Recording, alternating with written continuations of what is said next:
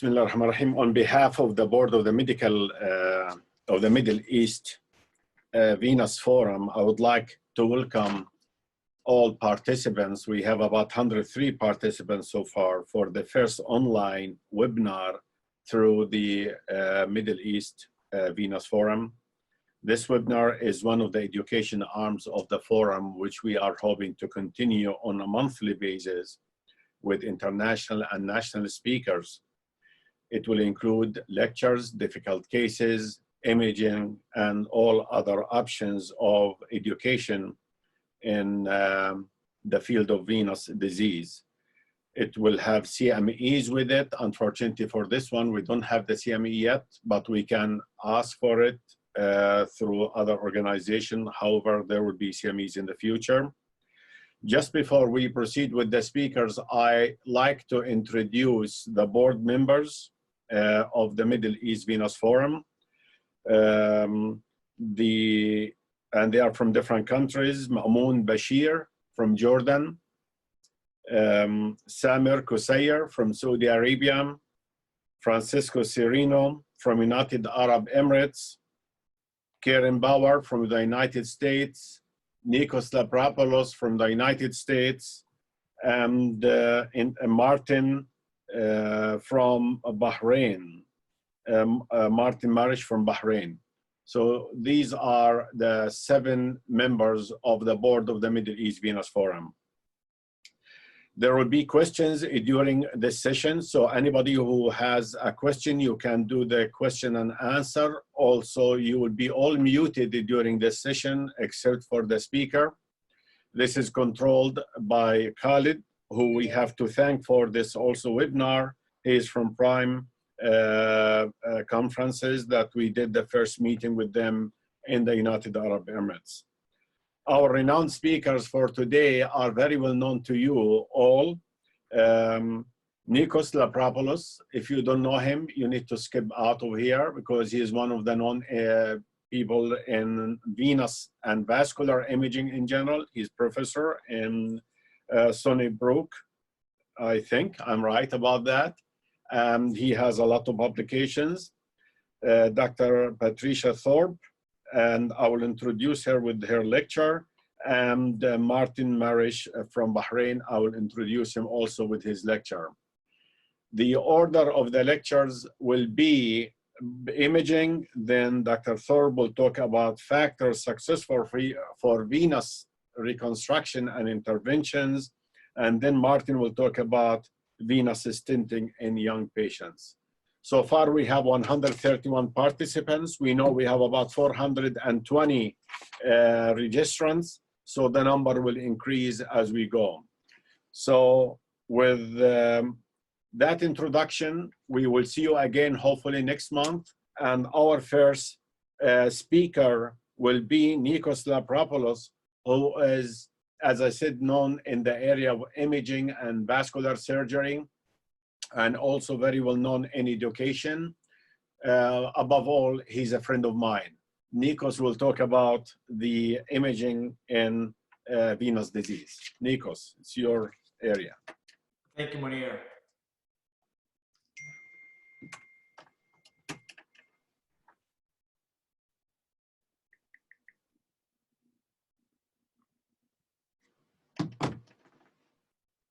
Can you see my screen?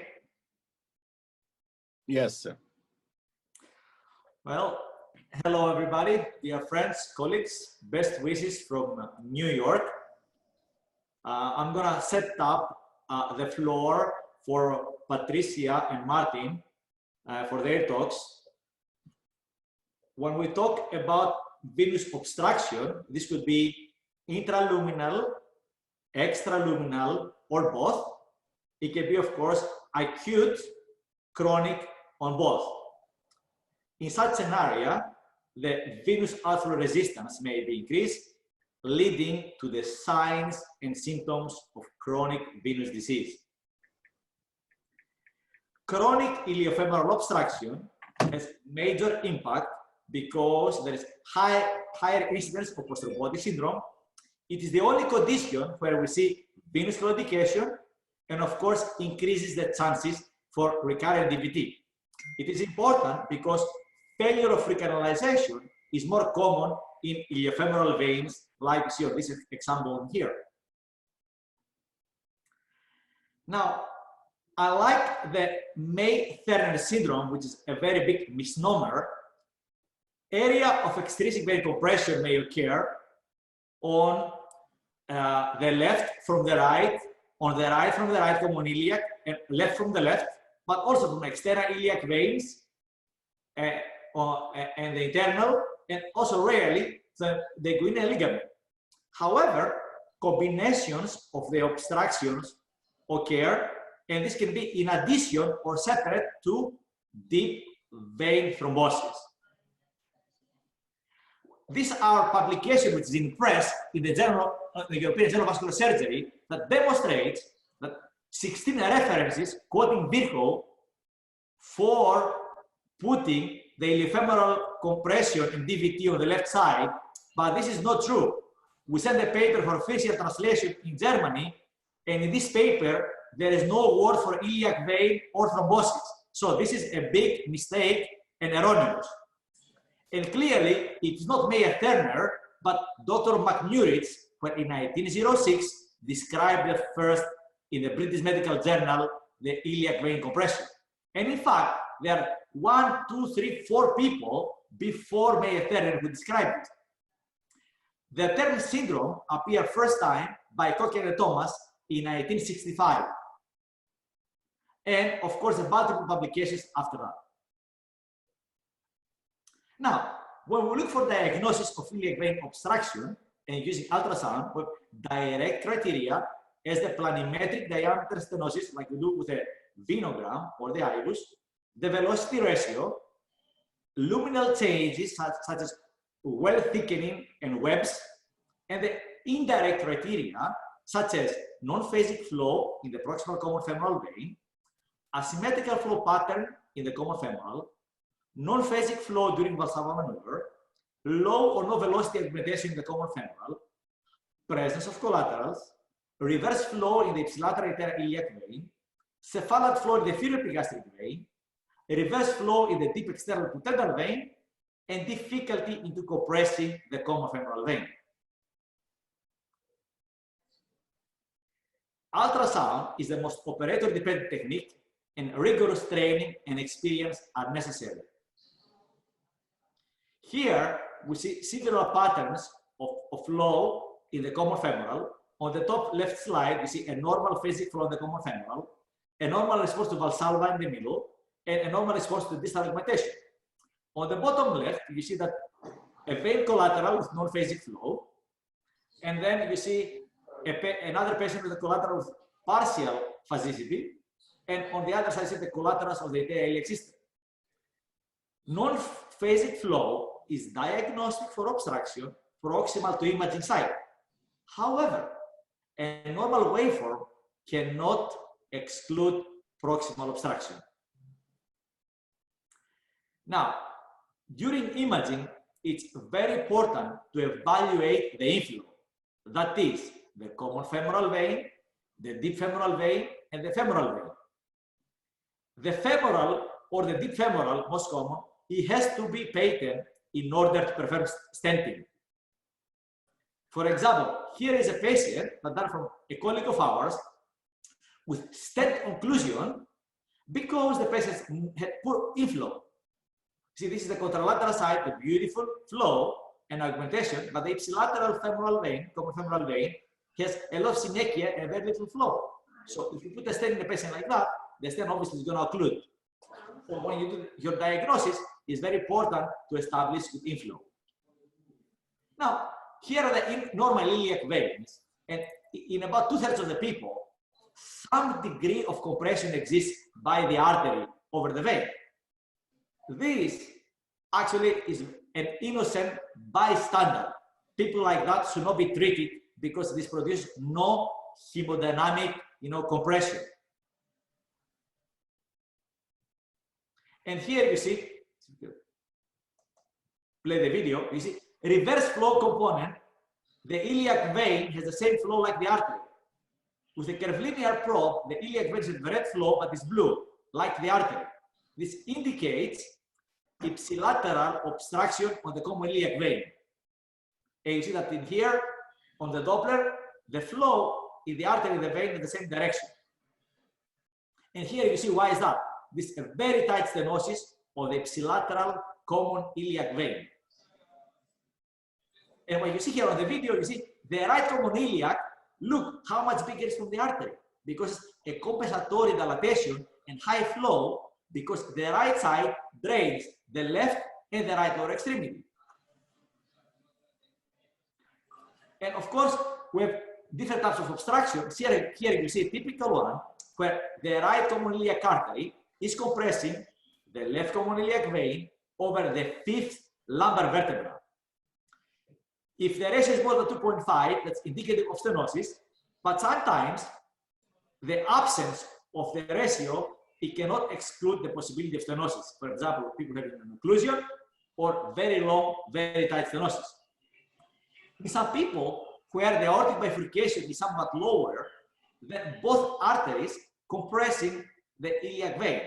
In fact, when this phenomenon occurs, the compression leads to an occlusion and is much longer.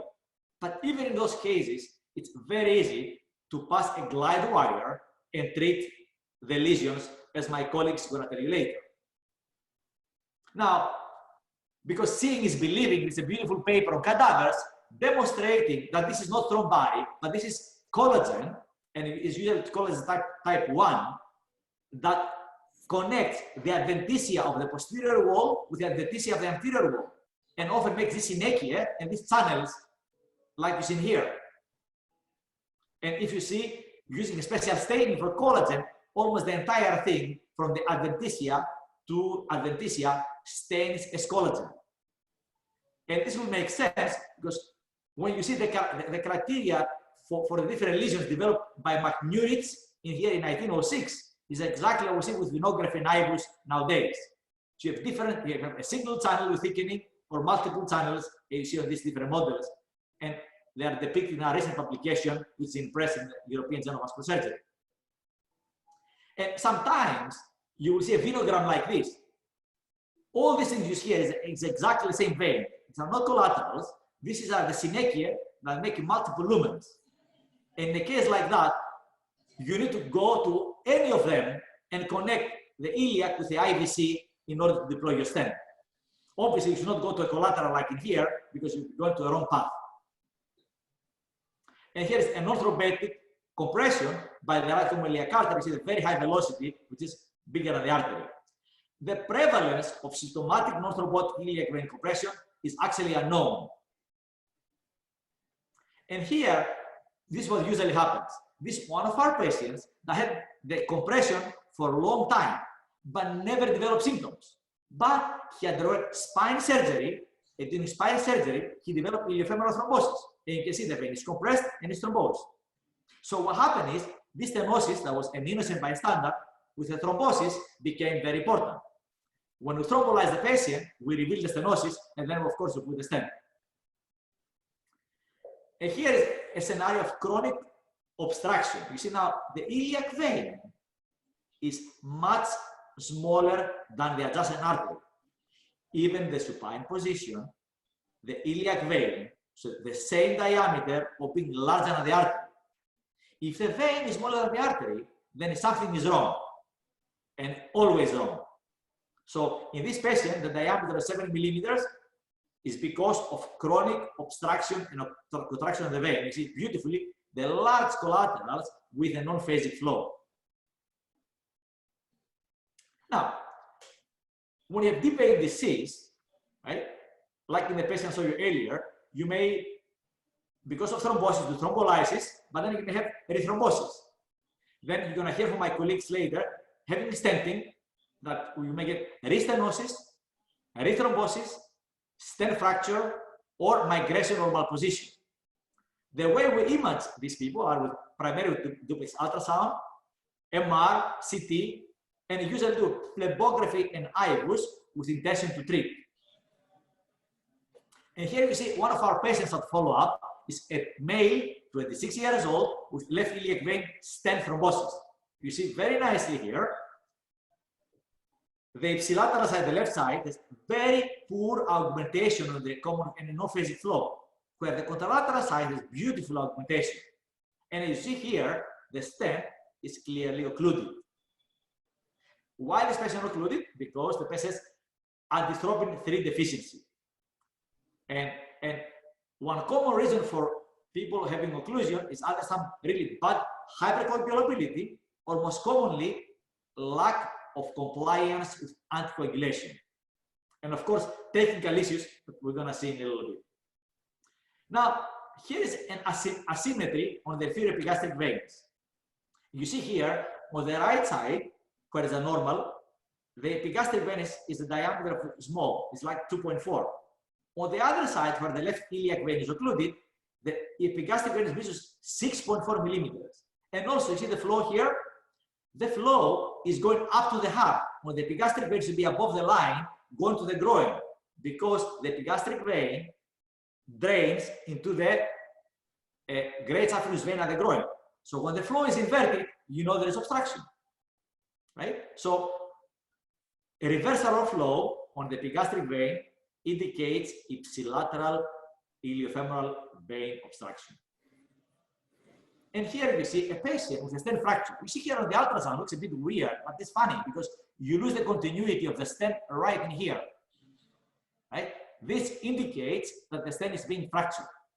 However, to see this better, you see the CAT scan, you see very nicely here the fracture of the stent. And you see the magnification, how the stent has been fractured. Now, in a study that's not been published yet, but with the University of Rigshospitalet in Denmark, with Dr. Niels Bakker, we did a 10-year follow-up using CAT scan. And we found a small number of stents fracture, but unlike the arterial stents, stent fracture is actually most of the time a benign phenomenon. And here you see a beautiful demonstration from our study in Denmark with the stent fracture, right, over the fifth lumbar vertebra. And here you see a stent with luminal reduction, but because of poor dilatation. If you do your venogram at the end, right, sometimes you see more or less a good lumen, but you won't have a good idea unless you do an IVUS to see if the stent is really well opposed. And here basically there's a significant technical error with bad malopposition and poor dilatation of the stent. And you can see very nicely here on the zoom view, look how small is the stent and it's thrombosed obviously. Then you have, on our follow-up, we do the diagnosis for problems. This is a wall stent under the right common iliac artery in the lumbar vertebra, and it has a diameter of 9 millimeters. Originally, this stent was 14 millimeters here. What is interesting, when the stent goes inside the vena cava, right, it goes down to 7 millimeters. This is because at the end, at the proximal end, the wall stent has not good radial force, and when it's bathed by blood into the vena cava, it fails to open and have a reduced diameter. That's a property of the stent. And you see the diameter further down, the stent was 14 millimeters, now it's 13. So that's a very good diameter to have, you know, a year later. Here is a patient. I know many people taught in the past, and I know Patricia taught us, do not go big or go home. You use like better stent diameters. In the era where there's the wall stent and Dr. Razou preached to the crowds, use as much as you can, big stent. That's not always a good case, because as you see here, if you overstent the vein, you cause tapering and stenosis distally, like you see on this patient. And now with the nitinol stents, we know not to do this anymore. And I'm sure my colleagues are going to talk to you after me. And here is a place where we call difficult angle and poor apposition. It's inappropriate to finish your stent right at the origin of the entire iliac vein, because the iliac vein diameter and the angle is big and always has flow and thrombus developing under the stent. So you see, if you have experience, you can discover all these things with regular ultrasound.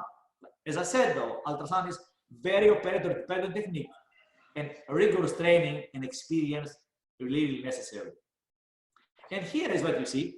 When you go to the vena cava, one of my colleagues in Brazil, early his experience, he put 2 big stents in the vena cava.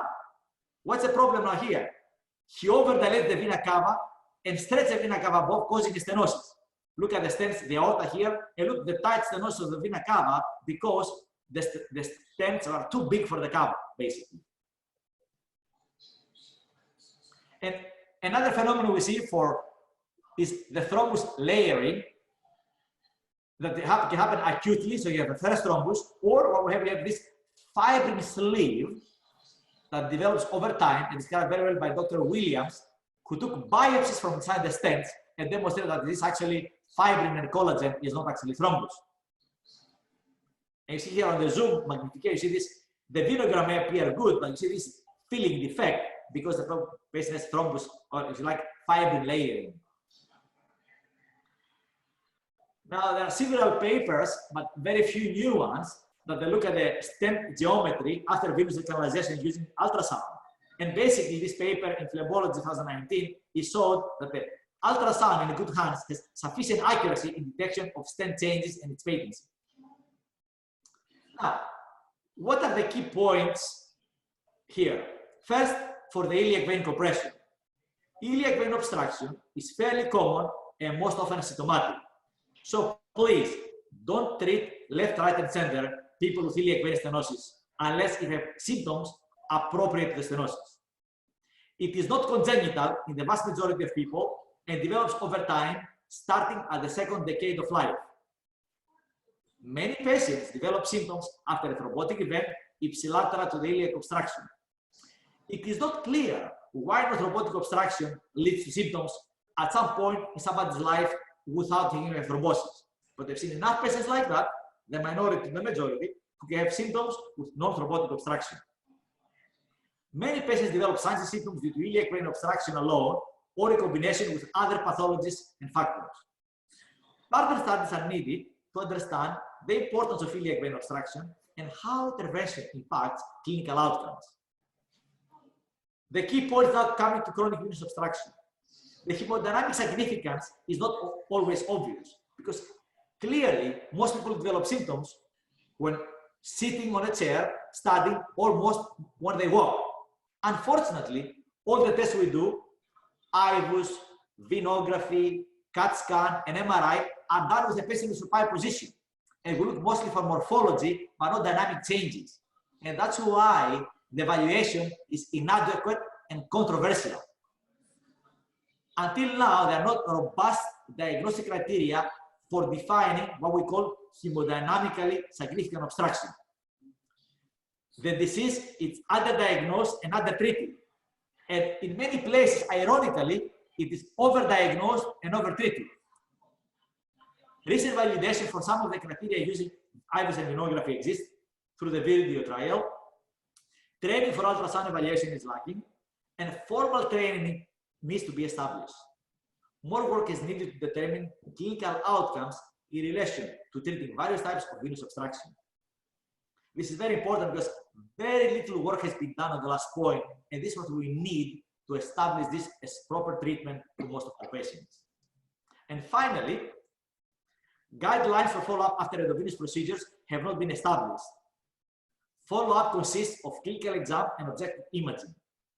Most practitioners parallel the arterial serial follow-up. Ongoing and future studies will demonstrate what is needed for endovenous procedures. Thank you very much. Great presentation. Thank you. Amun? Thank you, Nikos. That was great. Thank you very much. As always, you enrich us with your imaging science. Can I be a devil's advocate here, Nikos, and start the questions before we take any from participants by speaking about Mills-Turner as a manufactured syndrome? I find Mills-Turner, exactly for the reasons you mentioned, not be a real clinical entity, to be honest, because most of the imaging is done in the supine position, as you explained. So in any of us in the supine position, we have a Mills-Turner. Second, all the interventions we've been doing for years now, including stenting, are short-lived. So most of these patients in a couple of years, 3 years, they'll have an occlusion of the stent and they're exactly where they were. And third, and most importantly, the symptoms do not seem to be related to either degree of obstruction or stenosis or to the therapy we give them. Any comments? I would comment. Yeah. Go ahead, Patricia. I'll talk after. Yeah, hi. You know, I appreciate, I like learning from you, Nikos, but I'm going to address this last question or comment. There are many people that I've treated over the last 27 years who have stents that are patent for decades. And I think the problem is we have a lot of people putting stents in iliac veins who don't have any training. So to Nikos' point, there has to be some developed training places where people get certified to know what they're doing. To just go in and put a stent that you can't take out in a young person and have it thrombose within a year is a travesty. And those people should be prohibited from doing another stent, but we don't have control of the situation. It's just completely out of control. But I will tell you that people who dedicate their practices to understanding venous disease like Nikos and I have done, and only treat people who are symptomatic and only treat them with a way that will last for as long as they live. And if you're not, and then you have a protocol to follow them. So if they have any difficulty, you fix it. Like that layering that Nikos is showing, you go in now with the Atlas balloons from an IJ approach, you do a high pressure balloon dilatation, you push that back, and they're good for another maybe years. You don't know, we don't still know how often that might have to happen. And we don't really know how many people get that problem. So we're tracking it now. But the biggest problem is that too many people who are unqualified are putting stents in and not putting them in for the right reason, not doing good inflow, outflow, the whole thing. I'm glad to be able to help participate in saying that. Go ahead. Mo, in my opinion, I agree with you, because in our hospital, I've looked over the last 13 years that I've been here, what's going on. The vast majority of the lesions we treat are having acute thrombosis or they're post-thrombotic. We do treat some people with compression, but that's the exception, not the rule. And I find hard to believe why in many centers around the world, the non-thrombotic lesions that they treat are more prevalent than the post-thrombotic ones. And to me, it doesn't make any sense. And then I talk to many other ethical guys like you around the US and other countries, and the vast majority of the people who use proper criteria, the post-thrombotic lesions that they treat or acute thrombotic lesions, not the non-thrombotic ones. As I said in my talk, often, for the reasons that you mentioned, this is an innocent bystander. Some of these people, for reasons we don't understand, do develop true symptoms and need to be treated. But in my opinion, this is the minority, not the majority. Thank you very much, Nikos. We'll take some questions from the attendees, actually. I will start by a question from Ahmed Gawish, our good friend and excellent contributor to our Venous Forum as well. Ahmed is asking you, Nikos, about thrombus layering. It's quite common finding following iliac vein stenting. How can we avoid it? And does it have any clinical significance? What we've done recently, Mamoun, we give an aggressive anticoagulation. Particularly all the post-thrombotic, we do. If there's an acute event, we do from 1 to 3 months low molecular weight heparin.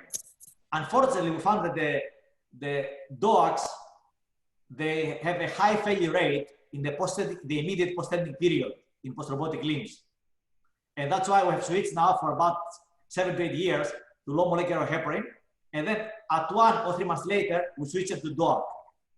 I think one of the reasons is not giving proper anticoagulation or the patient not being compliant. And now, if you see some small layering, that's not important, but often if you follow up the patients, this converts to a bigger problem and needs to be addressed like Dr. Patricia said earlier. You need to go with a big balloon and really beat the stent as much as you can to prolong its life, basically, in its patency. Excellent. Any of the panelists have any comments before we take the next question? Yeah, Nikos, I have a question. First, I enjoy your lecture. It's excellent, really.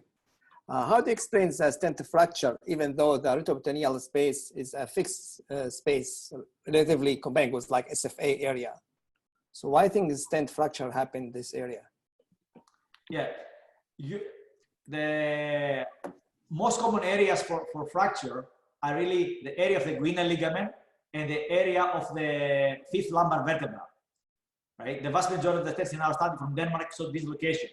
It can happen in other areas because of stent overlapping and bad angle over time, and particularly if you use two different stent designs.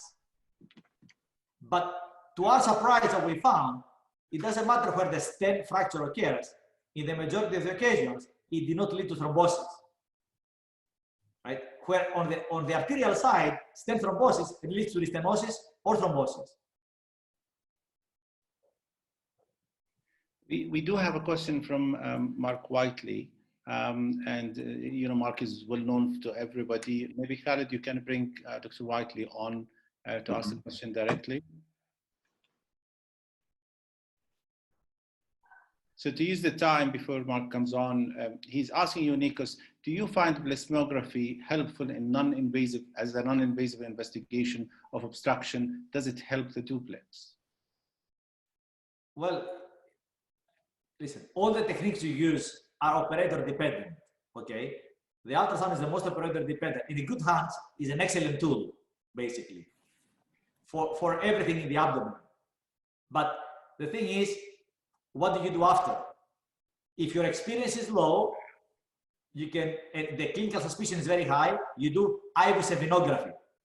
If you seek for differential diagnosis, in my opinion, you do a CTV, because the CTV is less operator and patient dependent, because the MRI is extremely patient and operator dependent. Okay, so I would do a CTV. But as I said, if you're in a good center of experience, if the symptoms are there, then after ultrasound, you can do IVUS venography with test to treat and skip the CAT scanning. And we use CAT scanning only if there is we want a better differential diagnosis, look for other causes, basically. But I would trust ultrasound in good hands. And basically, if the people who do the exam, they see that the exam is technically difficult or inadequate, then of course you go to some other testing. So just to jump in here, we have about 200 participants on the Zoom only, in addition to perhaps a similar number. We don't have the final number from the Facebook. I want to make sure that everybody knows that this seminar really is sponsored by the Sigvaris group, Elastic Stocking, and they are helping really in the whole process of education. We really want to thank them all. So everybody knows this is a combined effort with the industry from Sigvaris group. Thank you very much, the Sigvaris group. We are bringing Dr. Whitley to the panel. Is he there?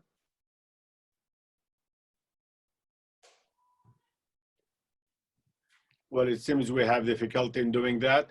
So thank you, Nikos. I know we can go ahead for many hours discussing this subject, which is very important. Before we go, just let me take the opportunity to talk about the Sigvaris. Yeah. When we treat people with chronic venous obstruction, right, the majority, in the 50% of them, were unable to cure their edema. Their edema may go away or being reduced, but in 50% of the patients, the edema does not go away. And the explanation is the following. Chronic venous obstruction leads to the impaired lymphatic function, so this is called phleboliph. It can happen from reflux or obstruction or both. And the impaired lymphatic or phleboliph is a non-reversible situation, as been taught by Dr. Peter Mortimer from London. And therefore, these people should continue having, you know, compression support, right, to alleviate their symptoms from the edema after you put the stent or any other treatment. And as I said, in multiple papers, it's very obvious that the edema does not go away in 30 to 50% of the patients, even if you do everything correctly. Thank you. Nikos, don't you think there, in some of my patients, there is also deep valve reflux that comes from years and years of obstruction, and that won't correct itself with a stent. Correct. Yeah. That's another contribution, correct. So I have some difficulty doing the Zoom, but we'll work on it in a second. I will introduce our second speaker here. Before I do that, again, we have about 200 people on the Zoom, and I want to bring up, because this is the first time we do it under the Middle East Venous Forum, and on behalf of the board, we welcome all of you and thank again Sigvaris for this opportunity to do the webinar, and the panelists who are the board of the Middle East Venous Forum, and it includes the professors Mamoun Bashir from Jordan, Samir Kosayer from Saudi Arabia, Dr. Francisco Sereno from United Arab Emirates, Dr. Martin Marish from Bahrain, and Dr. Nikos Lapravoulos from New York, in addition to Dr. Kevin Bauer from Ohio. So our next speaker will be Dr. Patricia Thorpe, who is very well known in the venous area. Dr. Thorpe been through many organizations, a great teacher, a great lecturer. She's a clinical associate professor of radiology in University of Arizona Medical Center, and she works also St. Luke's Medical Center. She's been an instrumental person in the understanding of venous disease. She was before in Wright State, then in University of Iowa, and she has multiple actually publications and lectures on the field. Dr. Thorpe will be talking to us about significant factors to successful venous interventions. Dr. Thorpe. Thank you. Thank you very much for the invitation. And do I share screen now or what? Yes, ma'am. Go ahead, share screen. Screen. And then.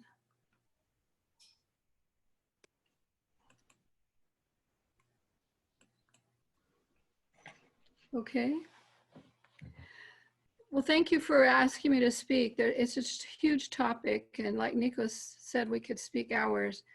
But I wanted to start with principles of iliac stenting that I will illustrate with several cases, because I'm speaking to people who are just starting to do venous stenting. It takes, every time I do a stent case, I actually learn something. They're all similar, but each person has a little bit different anatomy, and you have to address your repair or the intervention to treat the issue. So like Nikos mentioned, I don't treat people who are asymptomatic at all. This is not just a matter of they don't like the fact that their left ankle is swollen. That's not quite enough to have someone put a permanent stent in you. I have a very good protocol for evaluating people, and we'll start with this case here. How do we do this?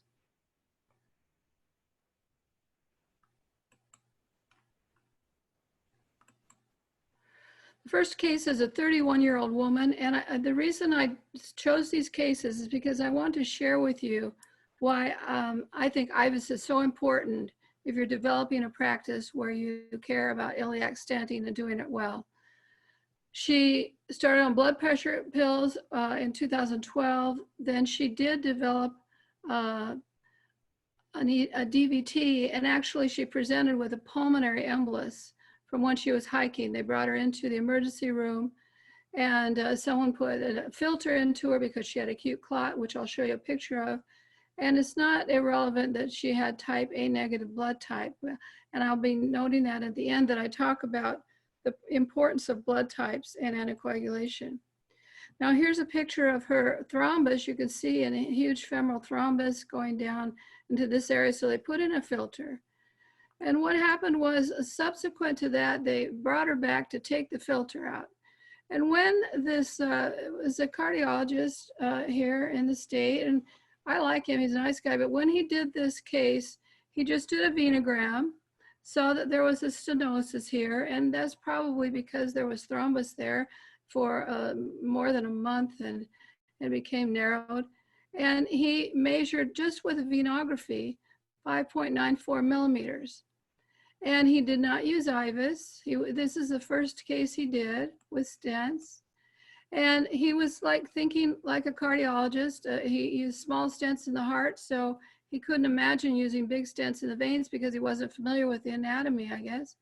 And here's his sheath. He had some problems putting a sheath in here in the vein.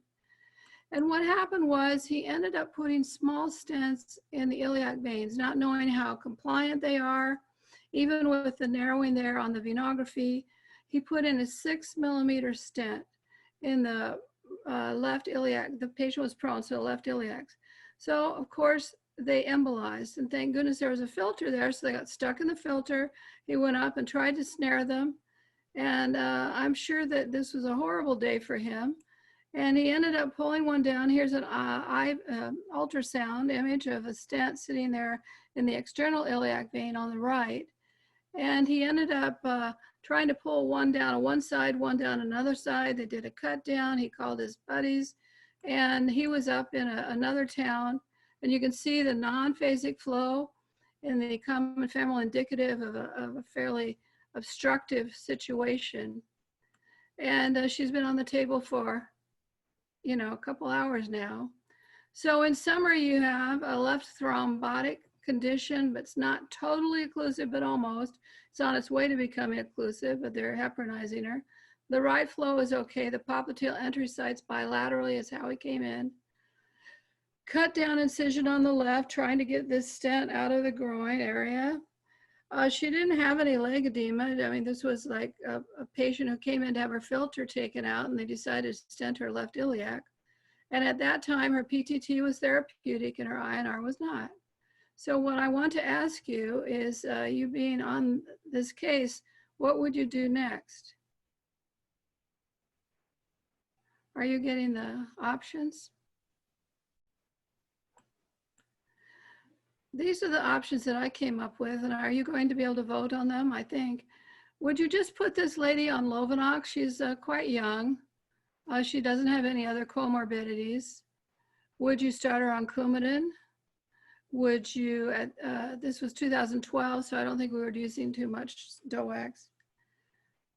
Discharge her and repeat a duplex in a week and see how she was doing. Would you percutaneously try to retrieve some fragments since you already have a cut down? Would you actually do a surgical removal, or would you stent both of the femoral segments from below at that point?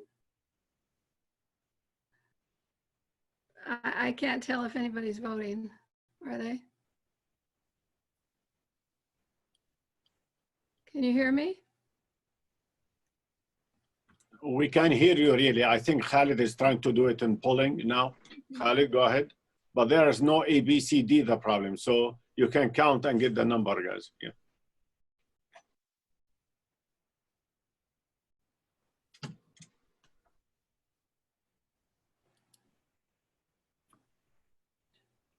Shall we wait a little bit or a minute?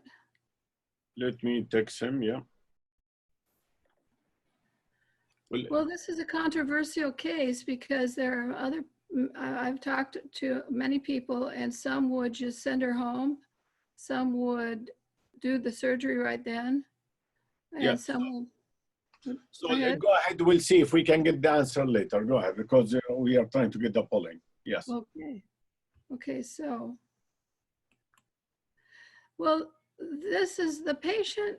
We did what we could to remove from the, she was transferred to Arizona Heart Hospital that day. And Dr. Ramai, the vascular surgeon, went in and found the stents here in the iliac region. And we were able to remove what we could. Oops. And here's one of the stents coming out. You can see they're small nitinol stents. And there's one 6x40 that was pretty mangled with thrombus. Here's another one 6mm by 80. So of course, 6mm is way too small for an iliac vein. The smallest we ever use is 12. Most women take 12 to 14 to 16, and most men 16, 18. And we judge the stent size that we're going to put in by IVUS. Now, grant you, I didn't have IVUS in the very beginning, and I put in a lot of stents, but in the beginning of wall stenting in the 90s, there were only 12mm stents.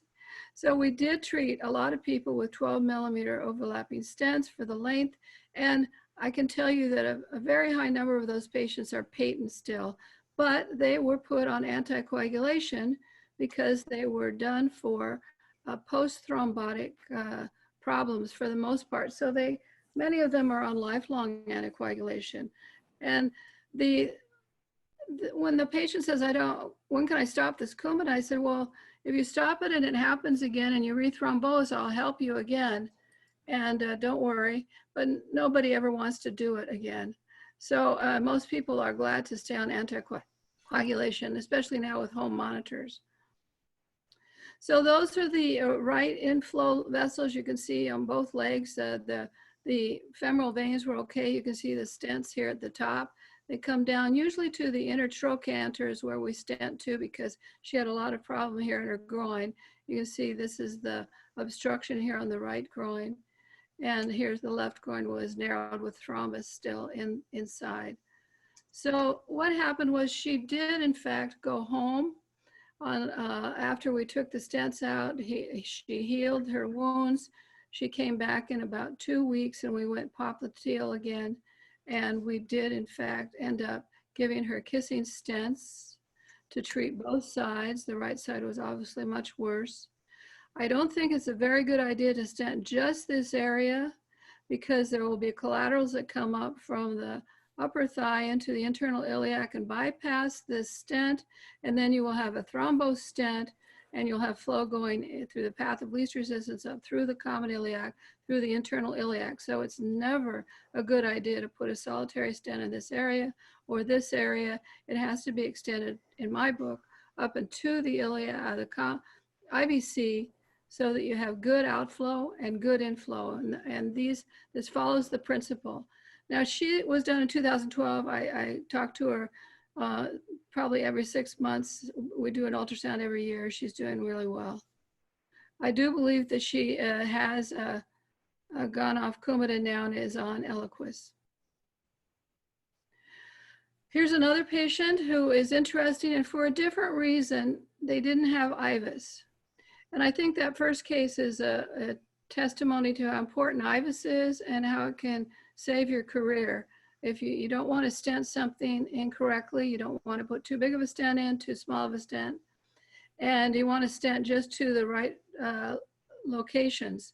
So this patient is interesting because she came from Northern California, and she also had birth control pills, developed a left iliac DVT in 2007, then a PE.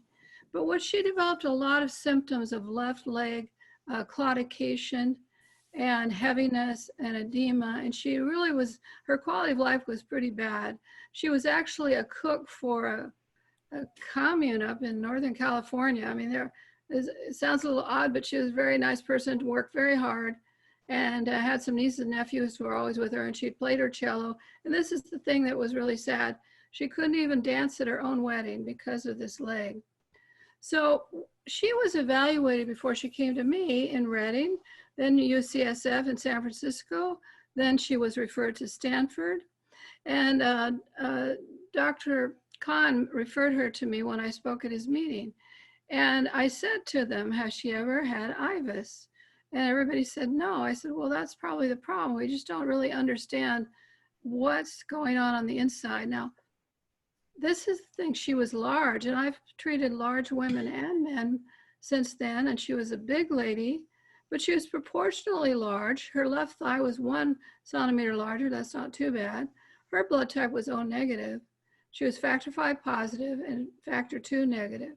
So when you see the images, you can understand why no one really wanted to do anything, because the measurements were pretty impressive. This is the first venogram from Redding, California. And this is a venogram that shows they did the measurement, and it was 30.3 millimeters, right at the point of compression. And you can see how the vein is, in fact, indented at this point, and there's some pre-stenotic dilatation, which is classic. The other side is a little bit narrowed, but her leg was pretty symptomatic. You can see the blotching consistent with the condition of levator reticularis associated with her venous claudication and high pressures. More than that, she was quite symptomatic with not being able to do a full day of activity in a young woman.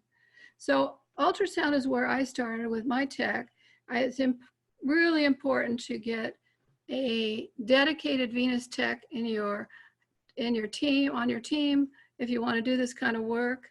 Patty has worked with Nikos to learn more from him, but she's just one of the best I've ever worked with. So you can see the images like Nikos was showing us with the artery of narrowing the vein. And what? They won't. I didn't hear you. No, we are muting other people. Go ahead. Okay, sorry.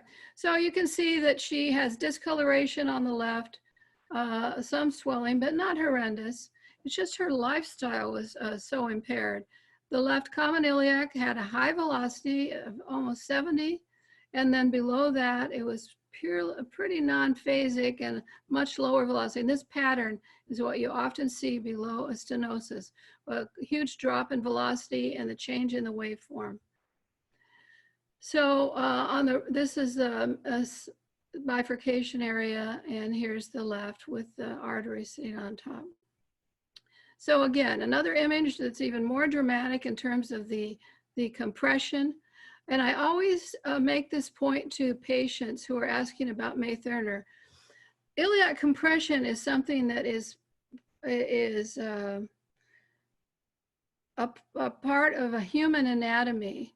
And we think about 1/3 of the population has a significant narrowing of thickening of the vein after being, pulsation for many years at L5. So we're all built the same way. 2/3 of the people don't usually have a symptomatic condition or a condition that you could even identify as abnormal if you did an autopsy.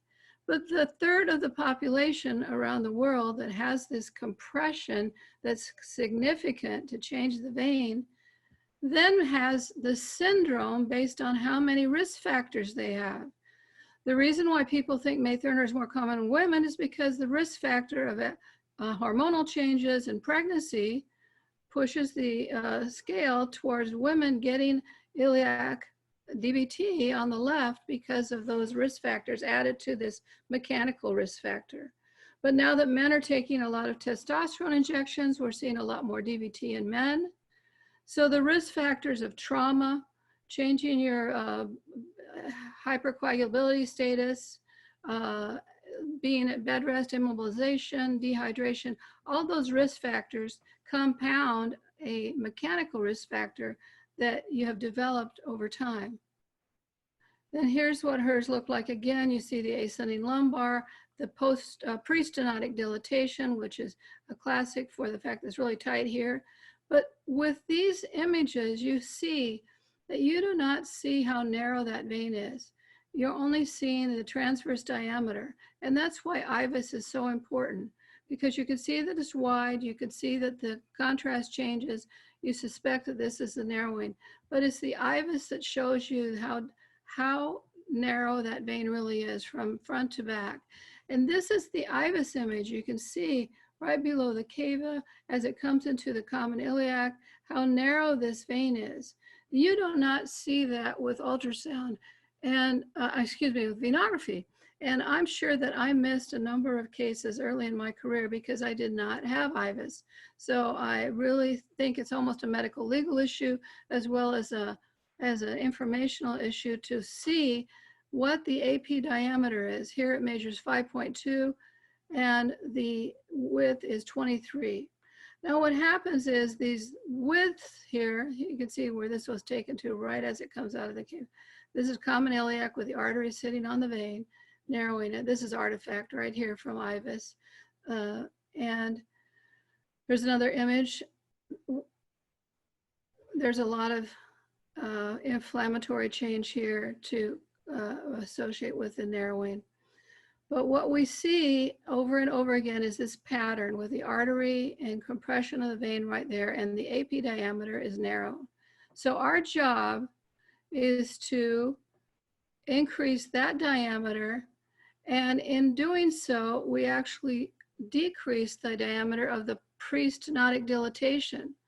Because what people seem to not realize in the beginning is that the abnormal part of the vein is not only where the artery is sitting there compressing it, but it's the abnormal part below that area that is very ballooned out and pre-stenotically dilated, the opposite of an artery that's post-stenotic dilatation. And then the vein gets quite a bit smaller in the external iliac vein. So what I do with IVUS to help you see how useful it can be is that you measure the diameter at these sites, the proximal, mid, distal CIV. These are 2 distal CIVs down to here, and then the EIV. And you can see the change from the IVC to where it's quite stenotic, and the diameter is 5.2. Now, there are people who have much tighter veins and much bigger changes in diameter. And this, remember how big this lady is. She's off the scale in terms of trying to understand the relationship between an average sized person. But what we have to do is help her. And you can see that 5.2 is way too small. It's 50% of this.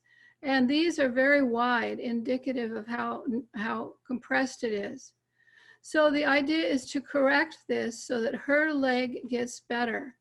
And the way to correct it is to correct the common iliac stenosis right here.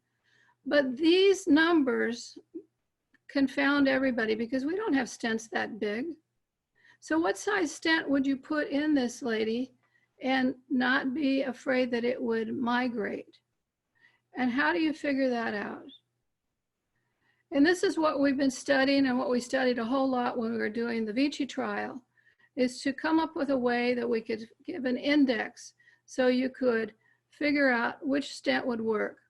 So if you use a 20 millimeter stent, you can go down and see where it would touch the wall. I'm gonna leave the IVC out. It would touch here, not here, here, not here, here. Let's assuming it would open to 20 millimeters. And here, here. So if you go all the way down to the proximal external iliac, you get 1, 2, 3, 4, 5, 6. 6 out of 12, which is only 50% of the wall would be touched by a 20 millimeter stent. 22, we have 22s and we have 24s in wall stent. Well, a 22 would be 60% too because of these numbers. You can measure more, but I take the first numbers and sometimes we get an in-between number. 24 millimeter stent will touch here, here, here, here, here, here, here, here. So if we take 10 5 rows and we say 1, 2, 3, 4, 5, 6, 7, 8. 8 places on the wall, front and back, side and side, a 24 millimeter stent will touch. That's 8 out of 12. That's 66%. We have figured out with the engineers in the lab that if you go over 62% of touching with the stent, and it's long enough, length is your friend, to have it long enough so it touches the wall. Over 62% is the strength it takes to push that stent off will be so great it won't move. Anything below 62%, I don't ever do. So it has to be 62% or over. This 24 millimeter stent was 66, and so that was deployed. And believe it or not, of course, when you put a stent in where the narrow spot is, that opens a little bit and the part below comes in a little bit. It changes the flow pattern to be more of a laminar flow and it inlines. So here's the stent. I would say maybe it's over a little bit too far on that side, but it's all the way down to here. And then another stent down to here. So she had 2 stents put in. So that was a 24 millimeter stent that immediately helped her, and is a 2470. And she, the next day, had better flow in her left iliac. It was lower velocity. The stent could be seen with ultrasound, and the flow was patent. And that picture on the right was the next day of her leg. And she was extremely pleased with the results, and she has been. It was 2013 we did her. It's almost 6 years now. Every time I go to Reading, she comes to the meeting and shows me her new child. And immediately after we did this, the heaviness was gone. She can run with her kids, her nieces. She can stand longer. She doesn't have pain in her groin like she used to. She can play her cello. And her post-op pain resolved in about 3 days like it does on most people. So no one would help her because they had never looked with IVUS. And when you look with IVUS, it gives you the facts. It gives you information that you can work with. And if you have to say, okay, I do IVUS, I don't have a stent this big, you stop and you order the stent, and then you have a procedure on the day when you're ready for it with the right equipment. So the goal for iliac stenting is to reduce the symptoms that are changing people's quality of life or hurting their legs. You haven't seen you know pictures of people whose legs have lots of skin changes. Both of these patients are mild, but their quality of life was considerably affected. It's the anterior-posterior compression that eludes people, and that pre-stenotic dilatation, which is abnormal. It's a sump for slow flow. And we've shown in an article that we just published this month in JVS that a number of the stenoses in that iliac segment are up near the confluence. So you have to be very sure about where your compression is coming in from the side so you don't stent too low. And if you have to stent too high, depending on the configuration, well, then we do kissing stents, and I'll show you that. Because the bifurcation configuration should be most commonly an inverted Y, but sometimes it's an H appearance, and that's when you need to reconstruct it. So the goal for the pressure here is, look at this. This is an upside down Y or inverted Y. That's pretty easy to put a stent like this. And this side will stay open, and you'll have a good result long term. I'm always thinking about what the patient is going to be like in 20 or 30 years when I might not be here for them. So then you see this patient. It's almost like an H. Here's the configuration, and sometimes the right comes up very straight, so it's almost an L, but this is like an H. And if you do one single stent here, you're definitely going to have your stent way over to this side. It's possibly going to, over time, endothelialize and obscure the right side. We don't want that to happen. Maybe 10 years from now, she needs a right heart cath. So in these cases, we do often kissing stents to have a good long-term result. I think we're studying the results of all these data now to see if we think that's a good idea, but it has to be done for the right reasons. And you see, here is a patient that we did this week. She came from Indiana, and she had a really bad leg, which I'll show you. And she was symptomatic too, and she's a nurse. And she was working in the COVID unit there in Indiana. So here you can see her configuration has an indentation here. And if you watch the contrast clear, you see it's much more narrow than you think, even top to bottom. And it was narrow AP2.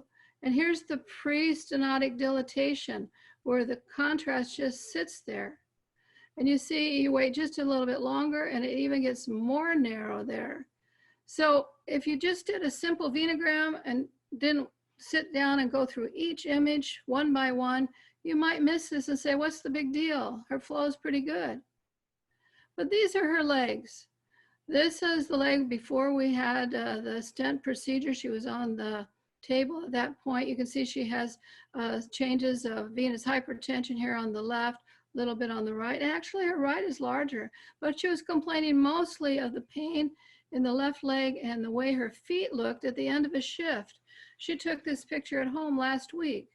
And she had cream on her legs, but you see how blue they are. And she's had multiple episodes of sclerotherapy and ablation over the course of the years.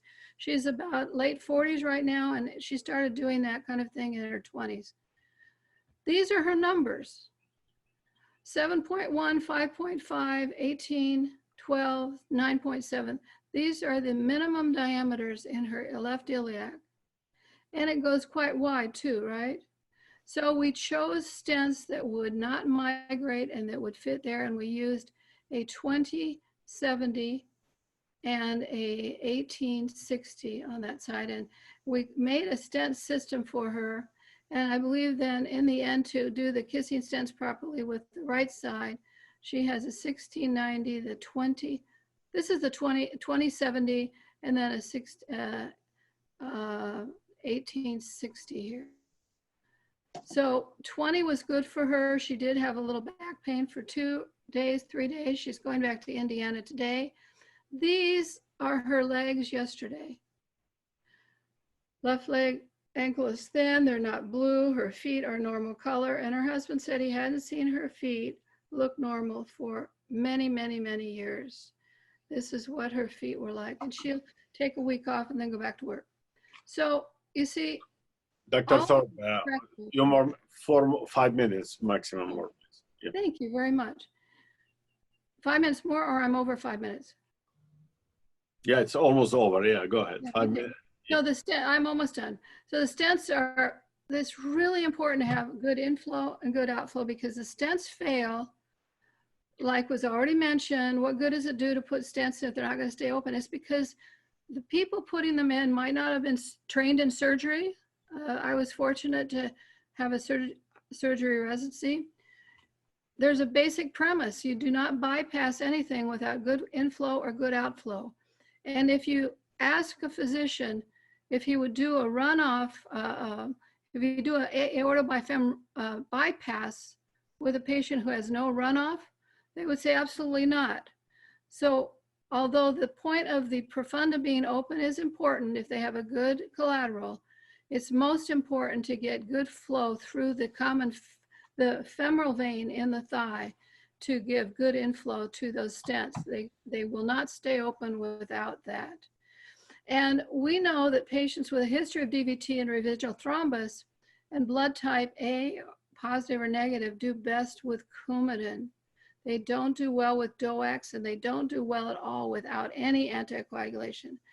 The only people I've seen do well without anticoagulation are a few people with a single stent on the left iliac who have never thrombosed, because the flow is so great. It just is not, you can't stop it there, and it stays good forever. So Martin asked me to say one more thing about the blood type, since this COVID thing has come up, and we know we've studied blood types for years. But I just want you to see the reason why A blood group is the one having most of the problem with thrombosis in COVID-19 is because of all of the antibodies that are present and all of the antigens. These are all, it's very antigenic, and there are a lot of anti-B proteins in the antibodies in this. Can you see O? O does not have any antigens. That's why O is a universal donor, and the O population has had less problems with the morbidity of COVID. B is a secondary, and AB is the same, but A has been the worst, and they get such an inflammatory condition. So think of how the post-thrombotic syndrome has been reflected in the blood type. We've studied this since the early 90s. And if you look at the blood type distribution across the world, A and O are the most prevalent, but the most of the post-thrombotic syndrome comes in the A, not the O. So even though A and O are pretty much similar distribution, and A, B, and B are less, when you look at the USA and you see A and O distributions, the predominant number of people with post-thrombotic syndrome are all A and not O. And there's less O than you would expect and more A than you expect. So it can't be random, just can't possibly be random. And I just want to mention to you that men and women really don't have, sex has nothing to do with it. And the SEEP class is almost all clustered with the A positives. There are many more A positives than A negatives, so it's almost clustered with the A positive group. And the distribution of hypercoagulability issues like factor V, prothrombin G mutation, all of these are clustered with the A positive people, not the O. The O have very few except for antithrombin 3 deficiency. So you see, this is something that we've been talking about for years and nobody would believe me, but I think now with COVID, having all these issues, it's time for everybody to understand this relationship to the genetic ABO blood type. Thank you very much. Thank you very much, Dr. Thorpe. There are actually a lot of questions coming about the different subjects. I hope our panelists will help us streamline those. I will start with many questions about plethysmography for imaging in occlusive disease and what is the best way to age the thrombus. And this is from Dr. Kabnik, actually came the best way to age the thrombus. So before we go to the third lecture, I like the panelists and the two lecturers and the lecturer, all of them answer those questions while we are streamlining the other questions. Nikos, you can start. Unmute yourself, Nikos, you're muted. MRI has been shown to do some aging with deep lag. Regarding the plethysmography, I think although it's not used routinely, as most people don't have it, it is helpful when the obstruction is actually shown and is present. If the plethysmography shows no obstruction, actually obstruction cannot be excluded in many patients. So we can take plethysmography for its positive value, but not for its negative, okay? And that was so the aging factor. The aging factor was talking about MRV also, yes. Yeah. For the age of the thrombus, now we look at the scenario now here. If you have a patient, you cannot decide if it's acute or chronic obstruction or combination of the two. First, you go by the symptoms of the patient, the presentation. If this doesn't make the cut, I think you should, the easiest thing to do with the imaging, in good ultrasound hands, you should be able to see vein dilatation or to see the fresh component of the thrombus. If you're not quite sure in that scenario, then the next step is to do a D-dimer. It's easy and fast, right? If your ultrasound is negative and D-dimer is negative, there is no acute stuff going on. One other thing you could potentially use is look for a special MR or even a regular MR to see if gadolinium leaks the venous wall, then you know for sure this is a fresh thrombus, okay? But in the majority of the people, actually we have an ongoing study, in 90% of the occasions, with the clinical symptoms and the regular ultrasound, you can tell if the thrombus is acute or not, okay? I'm not gonna give another lecture now, but I hope you get the point. Dr. Thorpe, you were saying something about MRI also? Well, Steve Black had done some work trying to age thrombus. For me, I mean, it's not too much of a practical issue. You get mostly the history if people have had repeated episodes or this is the first episode. And if the question is whether or not you can treat them with TPA, if it's only acute, I've treated people with more of a chronic history because most people present with the combination of older clot and acute clot on top of that clot. It's layered and it's not simple, it's multiple variables. And over the years, we've treated people with, we don't know how old it is, but when it dissolves, you know, it's acute. Okay. Any other questions, panelists, before we go to? Yeah, I think there's a lot of questions coming about anticoagulation protocol after stent placement. It's a very controversial issue. I'd like to hear opinion from Patricia and other panelists. So what the anticoagulation protocol after stent placement? It's I classify patients as to their blood type because I know that people with O positive blood have less tendency to thrombose anyway. And those data were from the 60s when they started studying people with birth control hormone changes affect people with blood type A, not blood B, O very much.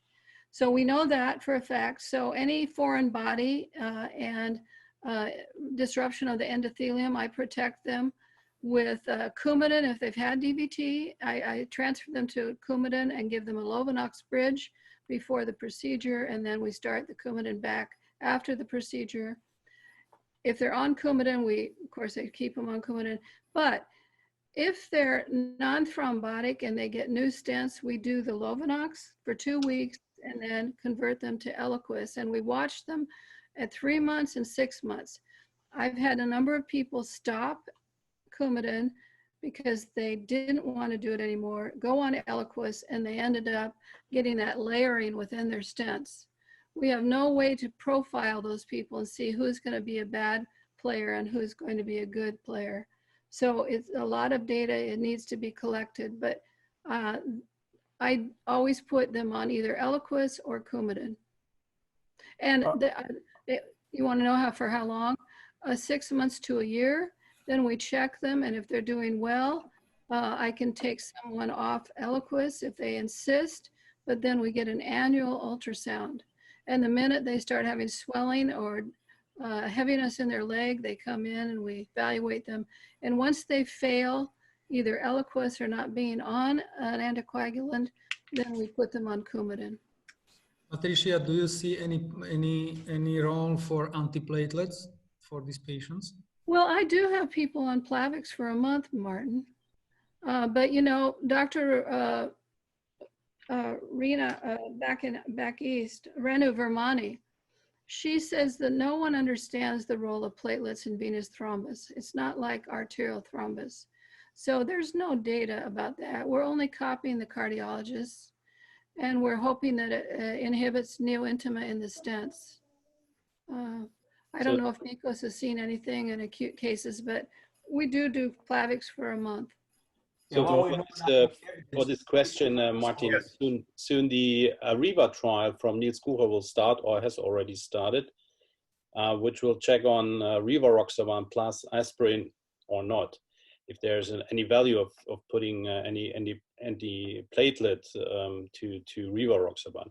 So I think this study will soon give us some information about adding antiplatelet to it. I do have a comment to Nikos. Can you introduce yourself first to everybody? Oh, I'm sorry. Hi, Michael. Hey, Michael, I know, but I want him for everybody else. Go ahead, Michael. Yeah, so hello. I'm Michael Lichtenberg from Germany. Thank you for inviting me here. Good to see you all. Yeah. Thank you. Nikos, you mentioned that you stopped at least DOACs, or you don't have very good experience with DOACs. Does it count for every DOAC? Because Patricia seems to have very good experience with apixaban. Oh, Mike, that's a very good question. I said that only in relation to Stent and only the first month, because our center and 3 other centers in the United States that at 10% of thrombosis being fully covered by DOACs. It's more common on, it was more common on Xalerto than rivaroxaban with a ratio of 1 to 2. Mm-hmm. But both of them, for the first month, they were not giving adequate coverage of massive ephemeral thrombosis. So as of many years ago, like 2014, I believe, we convert to 1 month of Lovenox and then put them, DOACs are really good drugs and we believe in them, but we use them at a month later. Oh, I see, okay. And now using Lovenox for the first month, we didn't have any thrombosis. Now, the other strategy we use is the following. Any patient with at least 2 episodes of DVT, proximal DVT, goes on life, right? Any people have a double hypercoagulability, 2 factors together, any factors, they go for life. And any patient with any major factor, such as antithrombin 3, for example, they go for life, okay? And then we have 2 scenarios, the non-thrombotic and the post-thrombotic. Post-thrombotic are very aggressive, treat for 6 months, and depending on the scenario we discuss, we go stop there or go for life. The non-thrombotic ones do peri-procedural and may continue treating ourselves, basically giving some type of antiplatelet.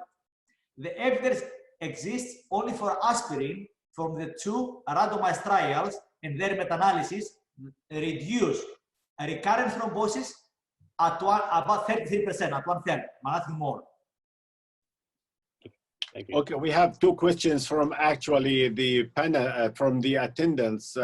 Unfortunately, I don't see the names. I see the numbers. One of them, go ahead, number 178. I don't see the names.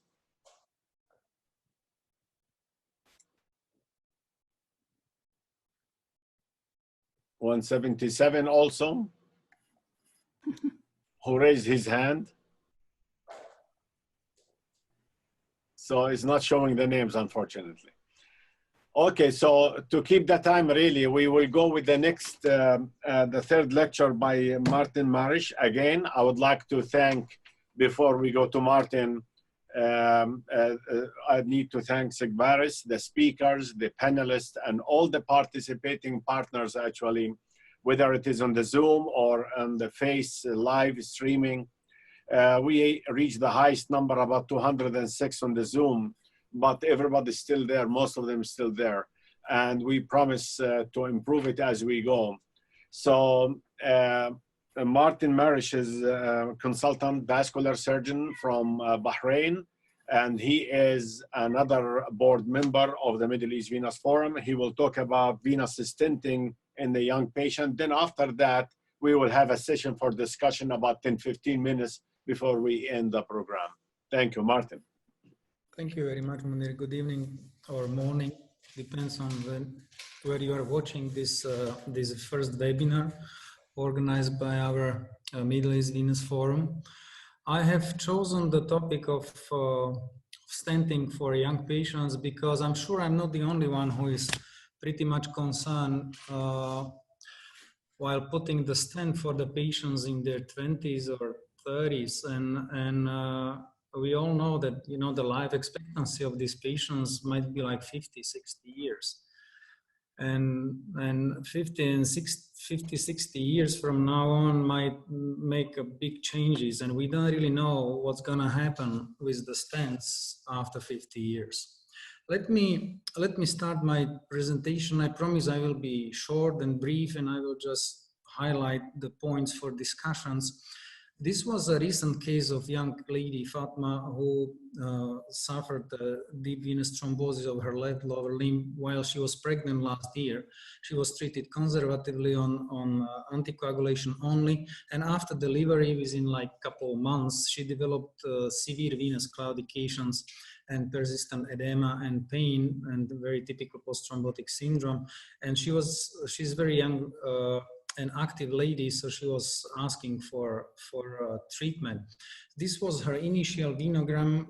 This is in prone position. It's a left side popliteal access, and as you can see, a lot of collaterals and a disease in the iliofemoral segment. So we did the venoplasty with high pressure balloons, and I was commenting on this final venogram that it's looking very well. And she was very concerned about stenting itself. And she asked me not to put the stent and try to go without stenting. So I ceased the procedure after this initial 20 minutes, and she was doing very well. Fatma was very happy, and she improved a lot, and the pain was gone, and the edema was gone as well. I kept her on Clexane, and I was about to put her on warfarin.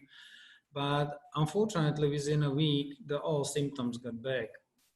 And because she experienced this 1 week without symptoms, she was asking for intervention. And I explained her that this is what happens in the venous bed, and we can hardly get out without stenting. This is the groin ultrasound of her. You know, this is at the level of the inguinal ligament, where you can see almost complete obstruction of the flow. There was a good inflow from the deep femoral vein, which is the main inflow vein. And this is the second procedure. This is a supine position, but again, the transpopliteal access with a long sheet. I used the IVUS to precisely size and position the stent itself. This is the distal stent. You can see the distal end at the level of the ligament, just above the deep femoral vein. And this is the proximal stent over here, reaching the IVC. And after ballooning, this is the final venogram without any collaterals. And this is the ultrasound, which is mandatory after each venous procedure. because you have to be sure that there is a good inflow, which is the basic of the successful recanalization. And Fatma is doing very well. She has improved, and she was suffering from some back pain for 2-3 weeks. We managed with painkillers. She's on warfarin now, and she got back to her regular daily activities.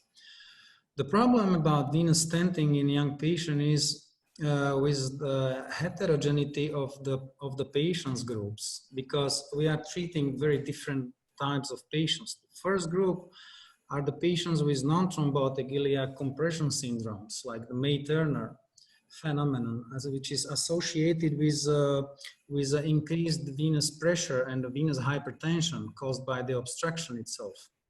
Then there is a group of patients suffering from compression syndromes, but complicated with the acute DVT, and the management of these patients is very different.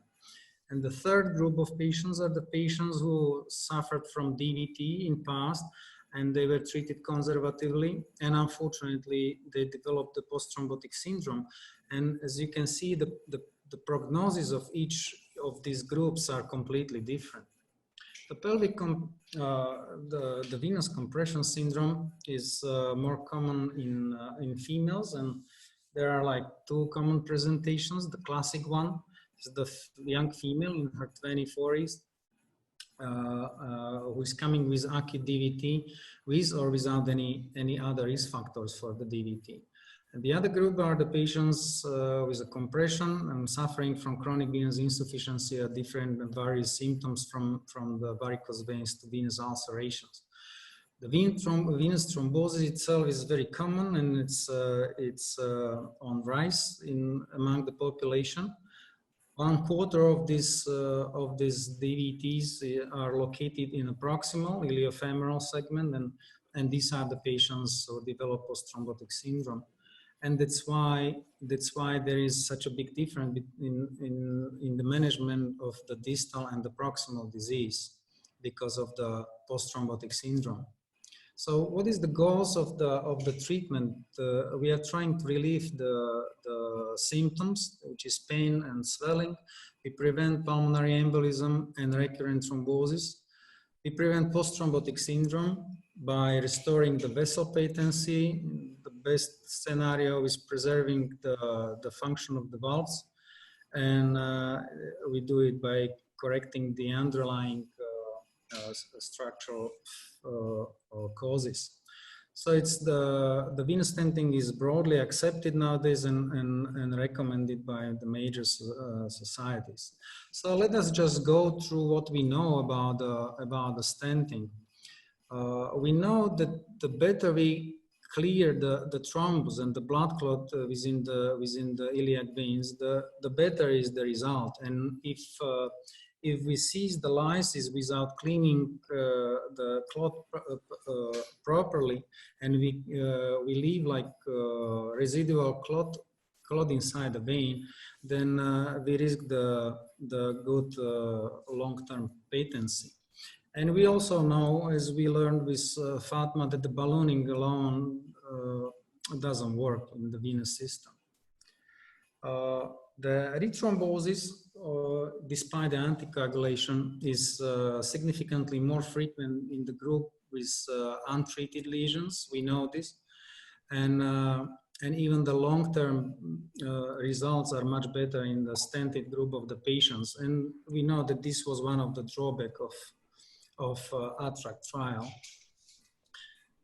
It's not only the stenting; it's also correct stenting, which is very important. So the sizing of the stent is the key factor, and many operators are trying to undersize the stents in a false fear of rupturing the vein, which is not the best practice. And Patricia already targeted the importance of the IVUS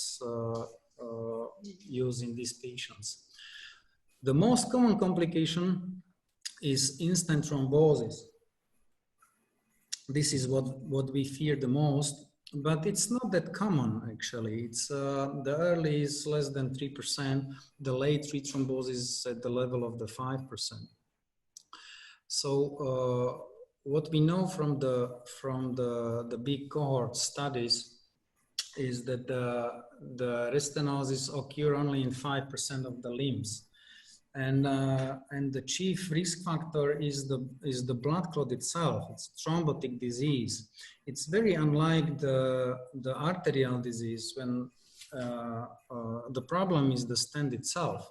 Here it looks like the problem is the thrombus and the blood clot. You can see the Raju in his like more than 1,000 limbs study.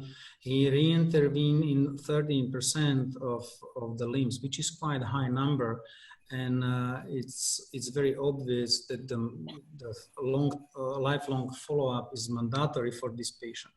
What is important here is to see that less than 1/3 of these patients in need for intervention were discovered on imaging. And almost 70% of them, they needed their intervention because of the recurrence of their symptoms. Many of our patients are the fertile females, so it's very important to know how the stents work in pregnancy. Oliver studied 6 ladies, and in general, we know that during the pregnancy, all these females are getting worse because of the compression by the enlarged womb. And majority of them, you can identify the compression of the stents. But if they are managed properly, which is usually anticoagulation with low molecular weight heparins, they can go through the pregnancy without occurrence of the thrombosis, and after the delivery, they are doing pretty well. The current recommendations for these ladies is to wait for 1 year after stenting with next pregnancies. It's good to do the ultrasound scan prior pregnancy and check the stent patency, and then to repeat the ultrasound at 3, 6, and 8 months of pregnancy, and then 1 month after delivery. And of course, the low molecular weight heparins are recommended from the 3rd month of the pregnancy till the 1 month after the delivery itself. We've already discussed the issue about the configuration of the stents, and there was in our chat there were like remarks about how far we're supposed to go inside the IVC, but the contralateral limb thrombosis is actually very rare, and it's because of the flow through the pores of the pseudointima, which is created over the stent itself, can maintain the flow for a long period of time. And it's actually much more important to tackle the exact May-Turner point.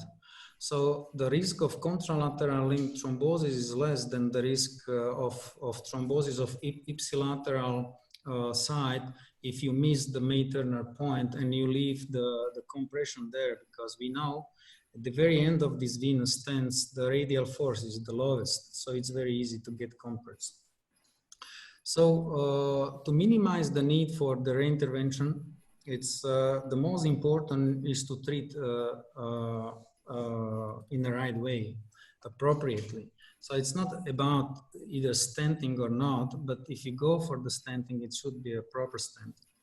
Patricia and Nikos already discussed the importance and mandatory role of IVUS. The lifelong follow-up and a good imaging surveillance is a key factor to tackle the patients in need of reinterventions. These reinterventions should be indicated according to the symptoms, not only the imaging itself. It's very important to clear as much thrombus as possible, not to leave any blood clot there, because the thrombus itself is a key factor in rethrombosis, and ensure that the stent has appropriate proximal and distal landing zones, so good inflow and good runoff, as we already mentioned. The extension of the stent proximal or distally may be necessary to cover previously missed skip lesions. This is for the reinterventions itself. Anyhow, there are a lot of controversies we can discuss till morning, perhaps. It's not very clear still, like if there are any patients we can get out of treatment without placing the stent. We don't really know, and Nikos tackled this very nicely. We don't know what are the objective criteria for stenting for the venous patient suffering from venous hypertension because of due to obstruction proximally. It's not very clear, as we said, what kind of anticoagulation and antiplatelet and for how long we're supposed to use in different kind of groups of these patients. As we mentioned, these patients are very heterogeneous. We don't also, it's not very clear what is the ideal follow-up scheme as well. And I think we have to discuss also the proper management of the deep venous thrombosis in pregnancies, like who is the candidate for more aggressive treatment and how to perform this more aggressive treatment. So these are the points for discussion. I wish you a happy quarantine, and I hope after this Corona times we'll get together in person, or perhaps in Dubai. So thank you very much, Martin. And yes, the other thing, we are planning the meeting in Dubai, but we don't know when. So far, it might be September. I put actually Dr. Kapnick, Lowell Kapnick on the panelist. He has a few questions. Lowell, go ahead.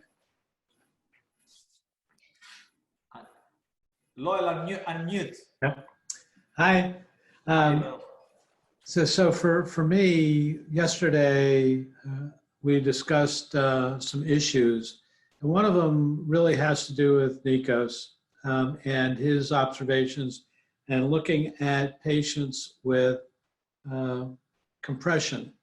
And when we look at patients with compression, the majority of the vascular labs do it in a supine position. If we look at this and do it in an upright position, would we obviate the number of patients with May-Thurner? That's number one. And the last question would be, also brought up was by Dr. Irwin, was the fact that no matter what we do, if we stent the May-Thurner lesion and go into the cava, it will touch the wall on the contralateral side, depending upon all sorts of factors for hydration, supine position, etc. So really, do we really need, for the rest of the panelists, worry so much about touching the contralateral side and the fact that you're jailing it? Thank you. Nikos, to you. Yes. For the supine studying, Lowell is excellent comment, because for the last few years, we've been checking, and definitely a stenosis on supine position, it will get better or even disappear on studying. In support of this, there is a nice study with venography from Holland that they took asymptomatic patients that have stenosis on supine that disappear on the study position. But to us now, after 2 years of testing, it's very obvious non-thrombotic stenosis on supine position is almost non-significant, at least by a diameter, on study. However, few of these people, the stenosis, it might be becoming worse on study or does not change. So people having a fixed stenosis on studying or supine, that's probably the candidates to maybe look for treatment. But the majority, I agree, like it goes away if you stand up the patient. Regarding now the contralateral side, I think there are some technical issues here. The problem number one was the wall stent, that it does not have good radial force and it extend the vena cava and stay open. Now with a nitinol stent, you don't need to go all the way there. Exception being is the small number of patients where the compression involves the distal part or part of the inferior vena cava going to the left, okay? But now, if you look technically, measure the distance from the left common iliac vein to the contralateral wall to the vena cava, the distance 2.5 to 3 centimeters, which means it's plenty of room to pin the stent on the iliac vein without having to reach the wall on the other side. Mm-hmm. I mean, and if you don't know how to do this, right, Nikos, The steps is Nikos, easy nowadays. Or Nikos. if any doubt, you take your IVUS catheter from the contralateral side and you deploy your stent under direct IVUS vision. So, Nikos, I would agree with you, except for the fact that we've all had done open vena cava repairs, etc. And we have seen different size diameters, even with respiration, as we're trying to take care of this. So I would submit that maybe it's not the full gelling, but I think you raise a good point, maybe with the algiloid stent, that the radial force there may collapse at that point, so then it is an obstructive area. So I don't know, but I just think that we make too much of it. I think the ipsilateral is more important. Yes. Thank you very much. Thank So you. there's a question from the attendants, Francisco Sanfilippo. Go ahead. Francisco. Well, if Juan Francisco is not there, then I will take the question for Pravin, which is from India, asking if he's not there. I will ask Martin, are you there? Okay, so Martin, he's asking if what is the ideal time for stenting after a Maettarda syndrome or after thrombolysis and treatment, if he's on the same setting of delayed? It's a perfect question. There are like three groups. This was the question Dr. Kapnik already asked, like what is the cutoff time, the best, to intervene. And there is the acute phase, which is the golden rule of like 2 weeks. Some authors, they are talking about 1 month. And we all know that sometimes we intervene even after 6 weeks of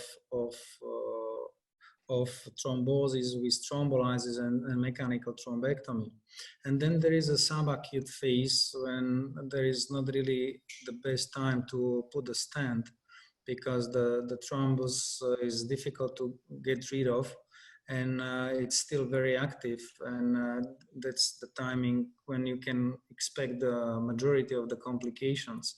So it's better to wait for like 4 to 6 months and then to tackle the lesion as a chronic venous occlusion and then to do the stenting. But I guess there is a lot of questions like this. We prepared 3 polling stations because there is a lot of controversies we are unable actually to answer really because there are no guidelines. So instead of evidence-based, we can get the experience-based, and we can do the polling of the next 3 questions, which are actually linked to the configuration of the stents and the anticoagulation itself. And let us see what this kind of panel and the participants can get out of it. So the first question is, what is your preferred stenting configuration? This is what we've discussed right now. So the first is, I keep proximal portion of the stent outside the IVC. I place the stent into the IVC, leaving unobstructed portion of IVC. I place the stent safely into the IVC regardless the contralateral side. I use double barrel technique to protect the contralateral side like Patricia did. I use a Janturco Z-stent with a large distance between the struts into the IVC in combination usually with a wall stent. Or I use a new dedicated venous stent similar to the new sinus obliquus stent as Nikos mentioned. So let's see, we have 30 seconds to vote.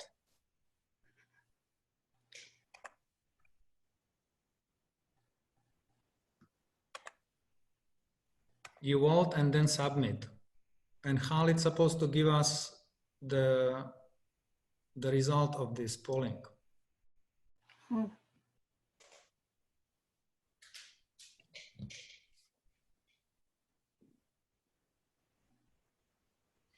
Okay, so the majority of this is beautiful because you can see how different opinions we all have. Of course, there are no guidelines. There is like 15, 31%, 15, 20%, and 17%. So, Michael, can you comment on this? So this is very interesting to see, and I really stress what you said. A lot of opinions. Yeah. I personally choose the last one. I use new dedicated venous stent similar to the new sinus oblique stent. As with this stent, we have the real opportunity not to jail the contralateral side. But my second choice would have been number 2, I place the stent in the IVC, leaving unobstructed portion of the IVC. Probably that if you do not have dedicated stents like the sinus oblique stent. I'm definitely not in fear so much based on our experience about contralateral jailing and DVT. I think we all do the same. We are trying to keep some portion of IVC free. So in case of any complication, you can basically treat the contralateral side as well with the thrombolysis, thrombectomy, and stenting itself. It's not very common. And if it happens, it's usually treatable nicely. Martin, I think that the contralateral stenting issue is a technical issue, really. For all these years, I've been putting stents just a little bit into the IVC if you do a single left stent. And we've never had a right side go down, really have not. There's got to be a technical issue with people who have a lot of issues that way. Or we pay a lot of attention to the configuration of the bifurcation. And we don't want to leave a young person with a situation that might not be viable when they're 20 years down the road. So if that H configuration is there, I usually do double stents and change it into a V-shaped stent, and that's worked really well. I've seen this. Shall we try another question for a polling? It might be also controversial. Khalid, can you display another polling question? So do you use temporary IVC filters? We didn't talk IVC filters yet. So doing pharmacomechanical thrombectomy treating acute iliofemoral DVT in young patients, do you use IVC filters or not? So the first is never, only in case of IVC involvement, only in case of floating thrombus on CT, in all cases, or I'm using a capturing device for selected cases. We have 30 seconds to submit it, and then we can discuss it. Perhaps some of the interventional radiologists can comment on this with us. Dr. Vasila, perhaps.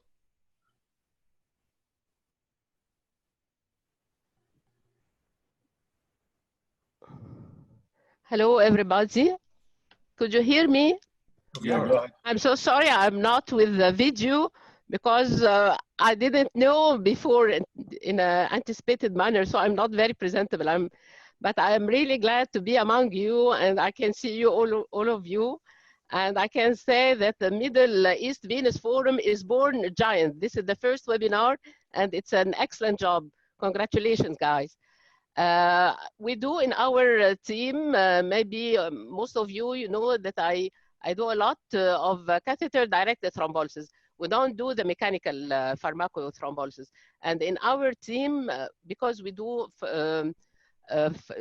only the catheter-directed thrombolysis with RTPA, so in these cases, we don't use IVC filter in our cases. But as Lowell Kabnik said yesterday, there was a big discussion about the use of IVC filter in this context.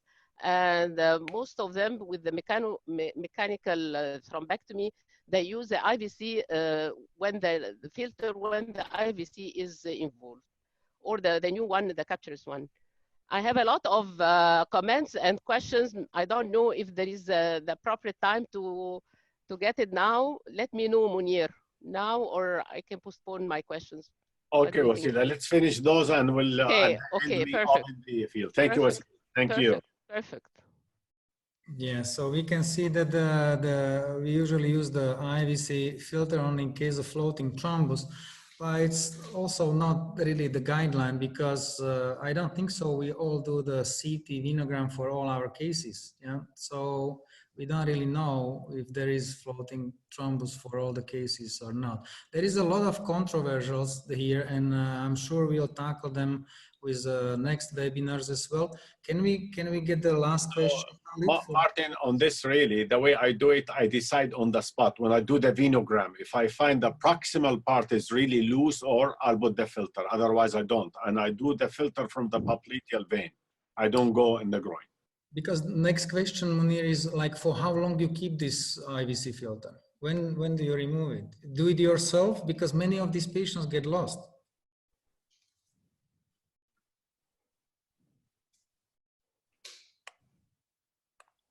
You're asking me? No, I remove it after a month or two. I tell them I'll remove it if there's no contraindication. Because if you leave them longer, they will not come back. That's what I mean. Putting the IVC filter is a commitment. Then you have to fulfill it, because usually these patients, they are just getting lost afterwards. Yeah, not the first month. Yeah. The third point question is about medication, and we already discussed this. So let's see what the participants and the panel thinks about it. So what is your medication algorithm post-stenting due to non-thrombotic iliac vein lesion in young patients? Only antiplatelets therapy, 3 to 6 months, oral anticoagulation, and then platelets for life. Only 3 months of oral anticoagulation, then no medication at all. 6 months of anticoagulation and no medication afterwards. Or low molecular weight heparins for 6 weeks, then antiplatelets for some period of time, or some others. So let us vote for this.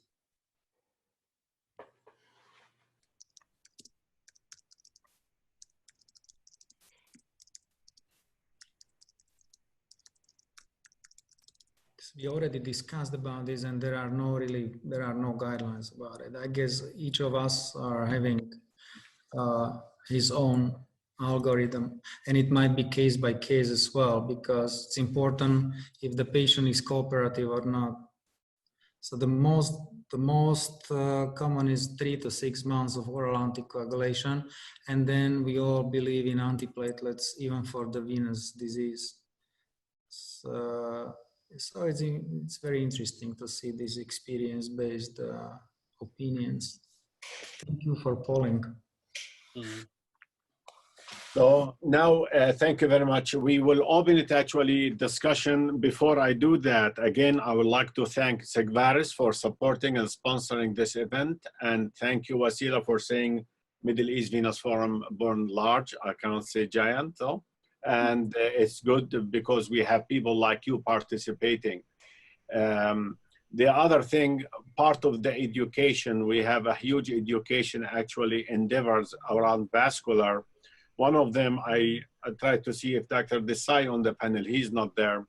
We have a web page in which we have multiple choice questions, case presentations with discussion. Please, anybody has any of those questions with discussion and why the answer, or case presentation and the discussion, please feel free to submit them, and we will provide the way to submit them, and it will be a huge education area for vascular, including venous.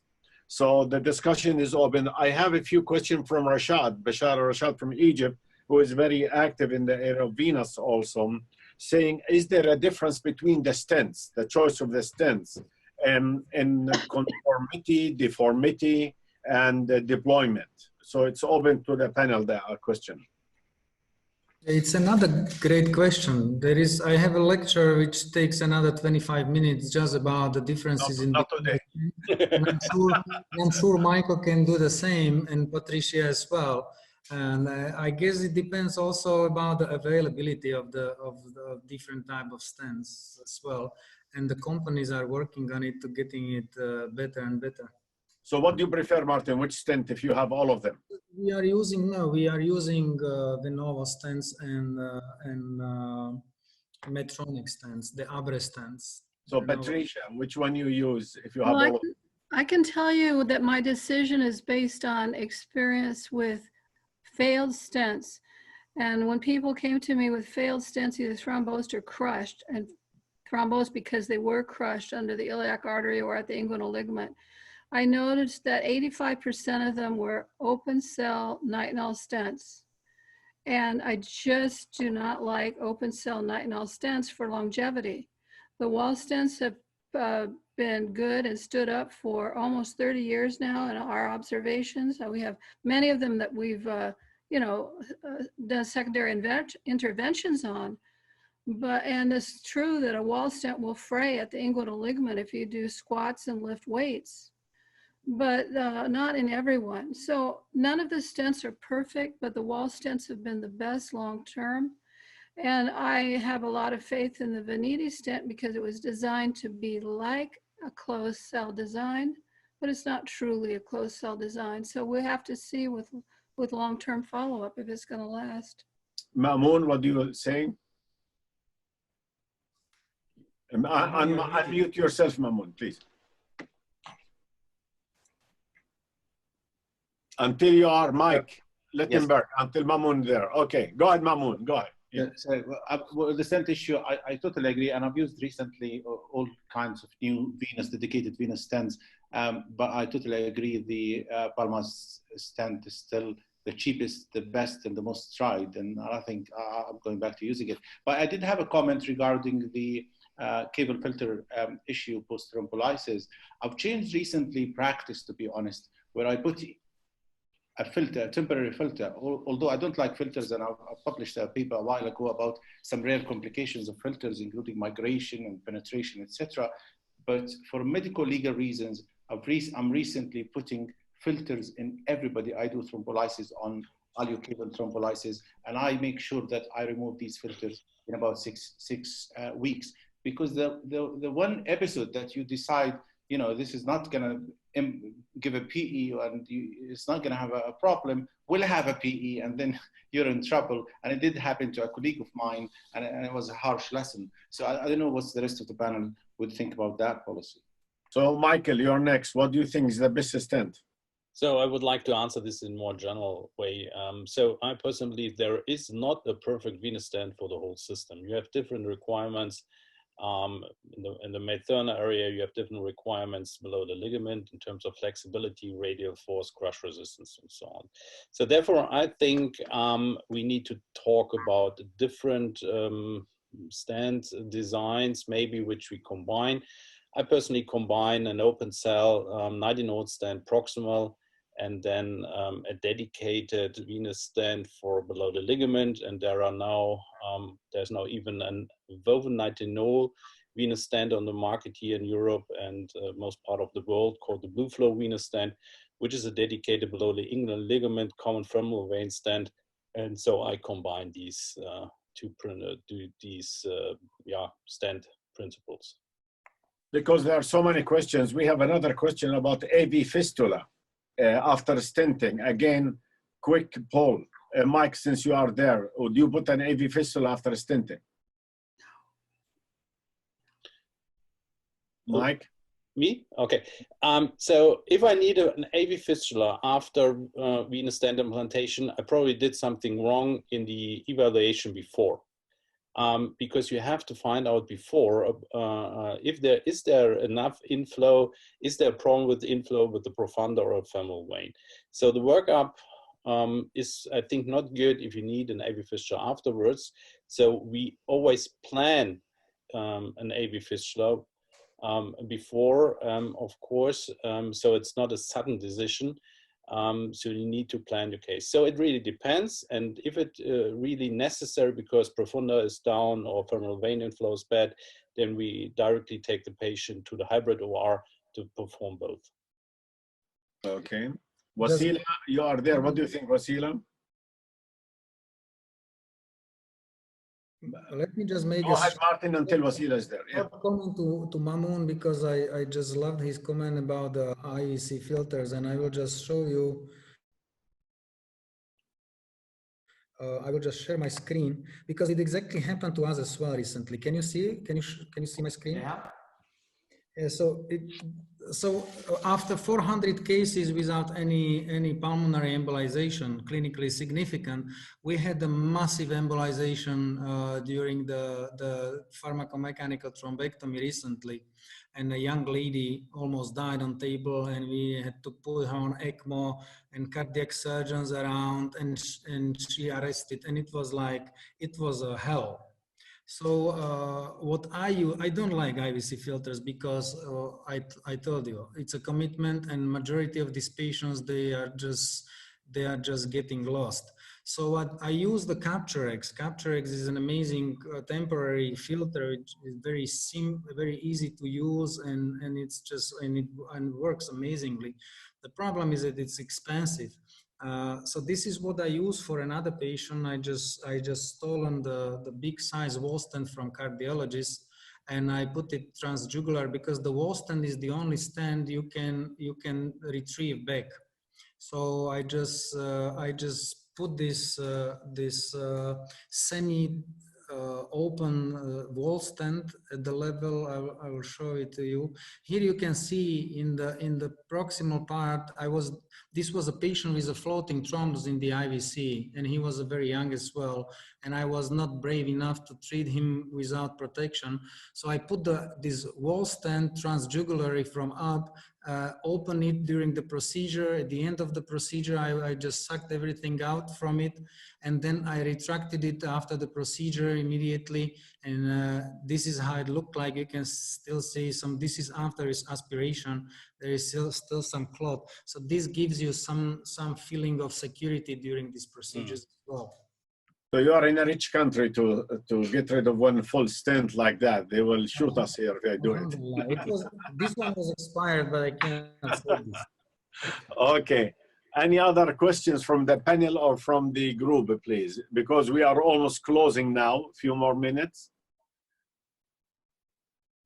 Well, again, thank you very much. Thank you very much, everybody. Thank you for the information, the participation. Wasila, you want to say something before I close? Yes, please, Munir. Thank you very much for giving me such a great opportunity. I have some comments with Nikos, please. Hi, Nikos.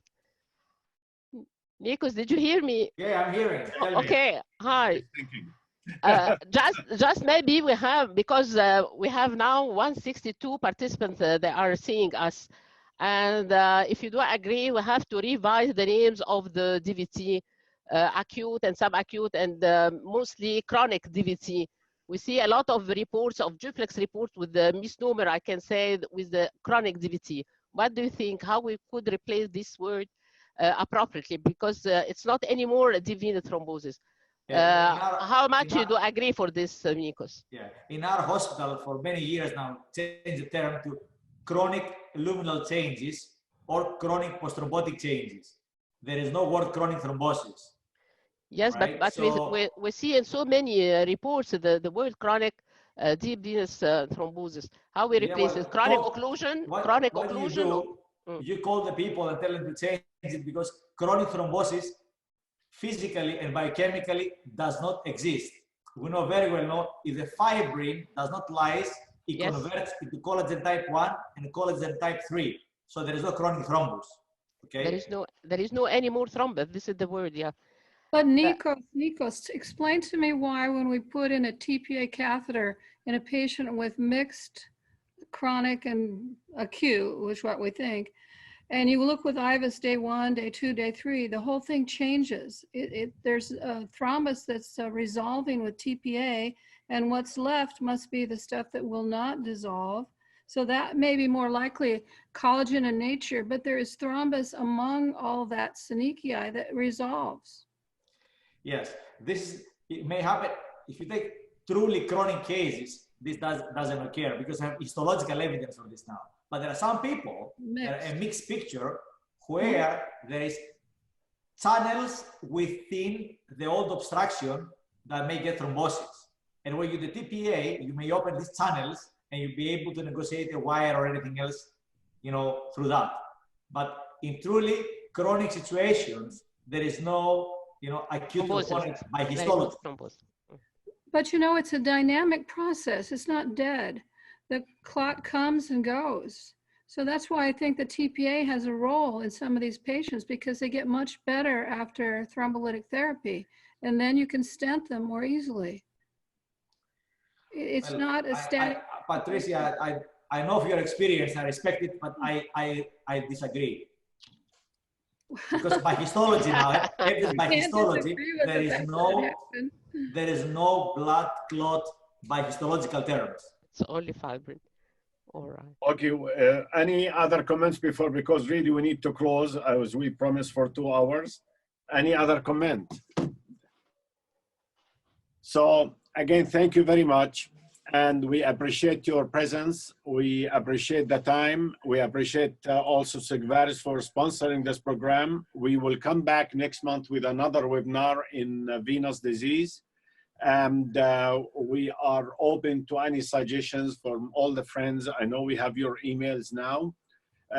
We like to have this to be one of the most successful teaching conferences if possible. And I think by the interactions, the people who are participating, we have people actually from Italy, Europe, Germany, Russia, Brazil, South America, in addition to that, from India and the Middle East. So this is really an international meeting, and we are hoping to continue as far as we can. Thank you, everybody. And I think the board members, we send if we can stay 10 minutes after that. Thank you, everybody. Thank you. So Khalid will arrange the board members to stay 10 minutes, please. We'll see you next month. Thank you, Sigmund. Goodbye. Thank you. Bye. Bye-bye. Bye, Bye-bye. guys. Bye-bye.